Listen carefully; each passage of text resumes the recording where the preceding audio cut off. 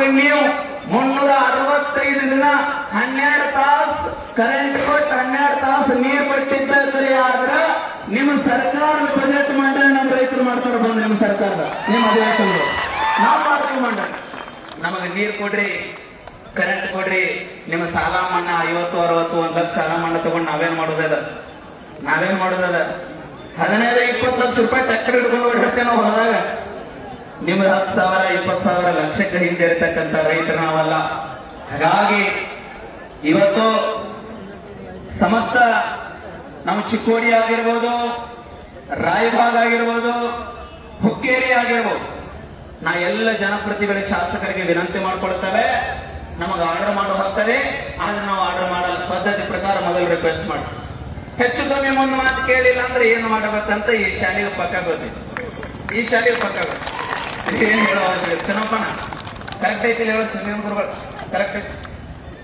ಇವ್ಯಾರು ಹುಲಿಗಳು ಎಲ್ಲಿ ಮಠ ಇರ್ತಾವ ಅಲ್ಲಿ ಮಠ ಕರ್ನಾಟಕದಾಗ ಇಟ್ಟು ಹವಾ ಇರೋದ ಎಷ್ಟು ಕೆಲಸ ಆಗೋದ ಆ ಎರಡು ಗಟ್ಟಿಗಿರ್ಬೇಕ. ಇವತ್ತೆಷ್ಟು ಹೋರಾಟವನ್ನ 2 ಜೀವಗಳು ಮಾಡ್ತಾ ಇವೆ ಅಂತಂದ್ರೆ ನಾವೆಲ್ಲ 2,800 ರೂಪಾಯಿ ಕಬ್ಬಿಗೆ ಒಂದು ಟನ್ನಿಗೆ ತಗೊಂತಿದ್ದೇವೆ ಸ್ವಾಮಿ.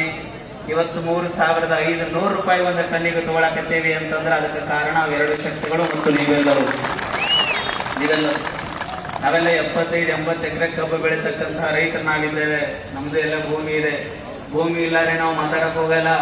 ಪ್ರತಿನಿತ್ಯ ಹೊಲದೊಳಗೆ ನಾವು ದುಡಿತೇವೆ, ನೀರು ಉಣಿಸ್ತೇವೆ. ನಮ್ಮ ಭಕ್ತರು ಕೇಳಿ ಬಂದ್ ಸ್ವಾಮಿಗಳು ಭಾಷಣ ಬಗ್ಗೆ ಹಾಕತ್ತಾರ ಅನ್ಬೇಡ್ರಿ. ಚಿಂಚಣಿ ಸ್ವಾಮಿಗಳು ಭಾಷಣ ಬಗ್ಗೆ ಅವರೆಲ್ಲ ಭಾಷಣ ಬಗೆಗಿಂತ ಮೊದಲು ಅದನ್ನ ಕಾರ್ಯರೂಪಕ್ಕೆ ತಂದು ಭಾಷಣ ಬಗೆಯವರು ಚಿಂಚಣಿ ಸ್ವಾಮಿಗಳು.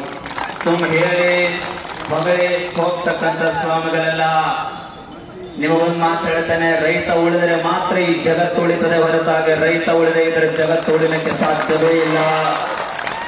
ಸುಮ್ಮನಾವೆಲ್ಲರ ವಿಚಾರ ಒಂದ ವರ್ಷ ಕಬ್ಬು ಬೆಳೆದು ಬಂದ್ ಮಾಡೋಣ. ನಾವು ಎಲ್ಲ ಫ್ಯಾಕ್ಟ್ರಿ ಅವ್ರು ಎಲ್ಲಿ ಹೋಗ್ತಾರಿವ್ರು